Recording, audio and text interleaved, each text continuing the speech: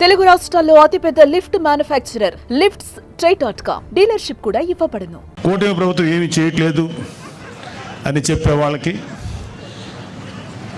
కళ్ళు మూసుకొని బలవంతంగా నిద్ర నటించేవాడిని మనం ఏం చేయలేం.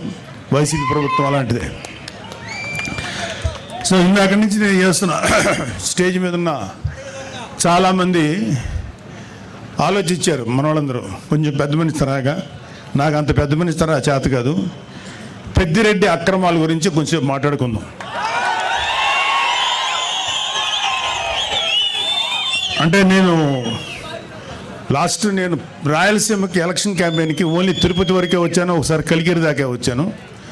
ఆ తర్వాత రావడానికి నాకు అవకాశం దొరక్క నేను పవన్ కళ్యాణ్ గారి పిఠాపురం నియోజకవర్గంలో పనిచేయాల్సి వచ్చింది. అయితే చాలామంది ఇక్కడ చెప్పారు ఏంటంటే పెద్దిరెడ్డికి మేము చాలా భయపడతారండి మన వాళ్ళందరూ. చాలామంది కొంచెం మీరు జాగ్రత్త అని. పెద్దిరెడ్డికి కదయా, వాళ్ళ నాయకుడు జగన్మోహన్ రెడ్డి కదయా, వాళ్ళ నాన్న రాజశేఖర రెడ్డిగా భయపడలేదు, ఇతనంతా అని చెప్పి న్యాయంగా ధర్మంగా ముందుకెళ్ళేటువంటి గొప్ప నాయకుడు పవన్ కళ్యాణ్ గారి నాయకత్వంలో పనిచేస్తున్న మాకు వన్ సెకండ్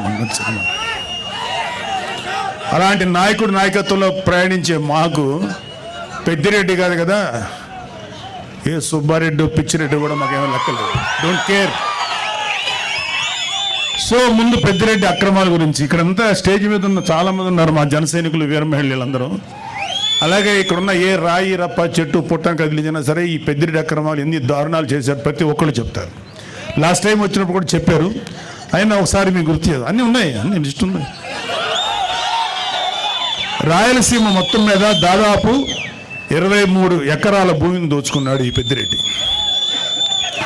ఆయన దోచుకున్న భూముల రికార్డులు లేకుండా తన అనుచరులతో మదనపల్లి తహసీల్దార్ కార్యాలయంలో ఫైల్స్ దగ్ధం చేయించాడు.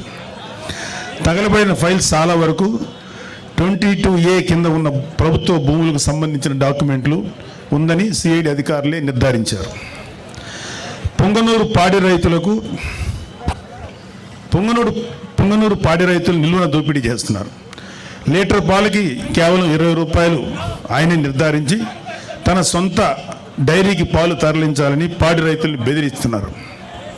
ఇప్పుడు కాదులే, ఒకప్పుడు మొన్న ఎలక్షన్స్ వరకు. అలాగే మైనింగ్ మాఫియా తయారు చేసి నిబంధనలకు అనుగుణంగా మైనింగ్ చేసే వాళ్ళని, న్యాయంగా ధర్మంగా మైనింగ్ చేసే వాళ్ళని బెదిరించి వారి వ్యాపారాలు దోచుకున్నారు.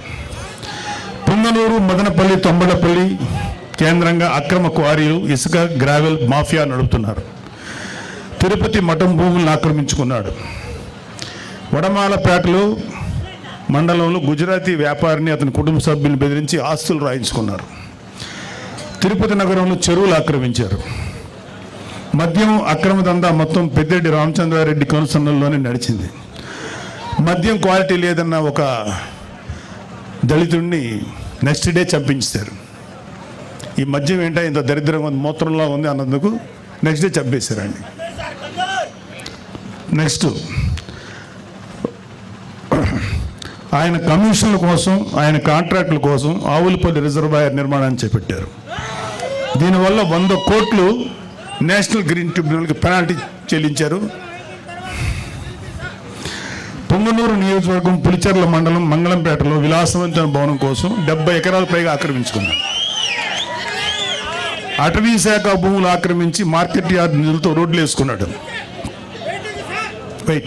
మరొక ఎర్రచందనం అక్రమ రవాణా కోసం అడవుల్లో రోడ్లు వేయించుకున్నారు.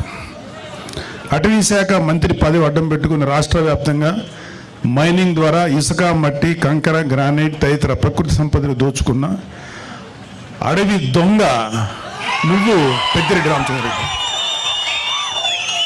2 లక్షల కోట్ల అక్రమాస్తులను కూడబెట్టాడు.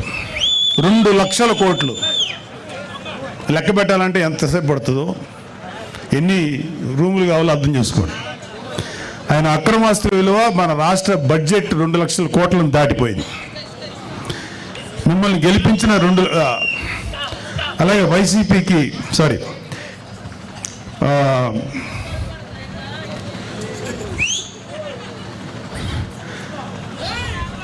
సరే, అన్నిటికన్నా సిగ్గుపడాల్సిన విషయం ఏంటంటే ఈ పెద్దిరెడ్డి రామచంద్రరెడ్డి అనే వ్యక్తి దాదాపు 2 లక్షల పైగా ఓట్లు వేసి గెలిపిస్తే శాసనసభకు వచ్చి నీ ప్రజల తరఫున నీ గొంతు వినిపించడానికి ధైర్యం చాలా. నీకు ఎమ్మెల్యే పదవి ఎందుకు? అర్జెంటుగా రాజీనామా చేయాలని మేమందరం డిమాండ్ చేస్తున్నాం. నీకే కాదు, మీ వైసీపీలో 11 మంది ఎమ్మెల్యేలు ఇంక్లూడింగ్ మీ నాయకుడు జగన్ రెడ్డి కూడా గెలిచి ఎందుకు మీరు శాసనసభకు రాలేకపోతున్నారు? ఎందుకు మీ వాయిస్ వినిపించలేకపోతున్నారు? భయం.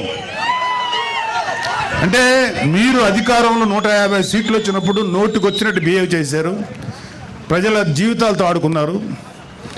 ఇక్కడ ఎవరిని అతని బాధ్యతలు ఇక్కడ ఇంకా ఉన్నారు. టైం లేక వాళ్ళతో మాట్లాడే అవకాశం మాకు లేదు, మాట్లాడించే అవకాశం రాలా.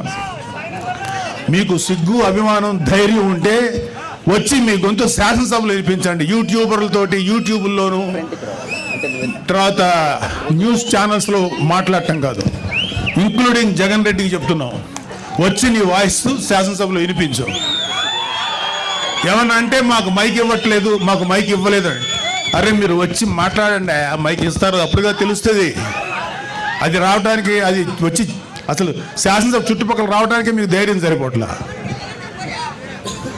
మొత్తం అధపాతాలను పడిపోయారు కదా, అందుకని భయం. రండి, మీరు అధపాతాలో ఉన్నారు కదా, అక్కడి నుంచి మాట్లాడండి, కనీసం వినపడద్దు మాకు. సుమన్ టీవీలో మీ పర్సనల్ అండ్ బిజినెస్ ప్రమోషన్స్ కోసం కింది నెంబర్కి కాంటాక్ట్ చేయండి.